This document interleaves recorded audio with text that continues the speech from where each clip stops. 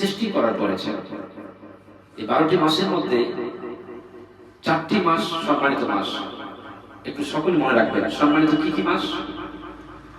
জিলকদ, জিলহজ, মুহররম এবং রজব মাস। আবার বলছি, জিলকদ, জিলহজ, মুহররম, রজব মাস। এই 4টি মাস তোমাদের মধ্যে যখন আসবে, তোমরা যুদ্ধ, কলহ, দ্বন্দ্ব, মারামারি, কাটাকাটি, হানাহানি, মিথ্যাচার, এগুলো কাজে কখনো লিপ্ত হবে না।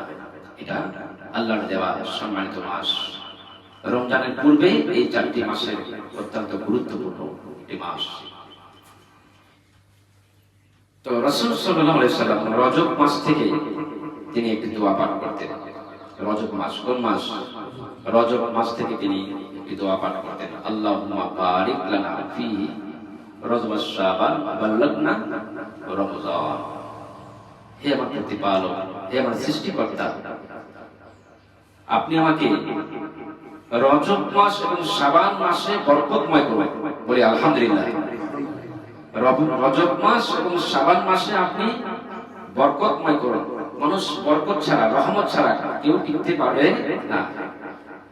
আল্লাহ তাআলার রহমত আমরা শুধু অনেকে মনে করি শুধু খাবারে বরকত না, জীবনের প্রতিটা ক্ষেত্রেই বরকত।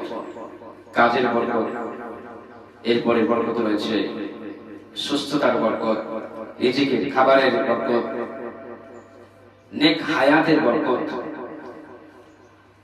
এটা হলো দোয়া। আল্লাহ তাআলার কাছে আপনি দোয়া করছেন, সুস্থতা কামনা করছেন, যেন পবিত্র মাহে রমজান মোবারক মাস যেন আপনি পান, এটা দোয়া করছেন আল্লাহ তাআলার কাছে।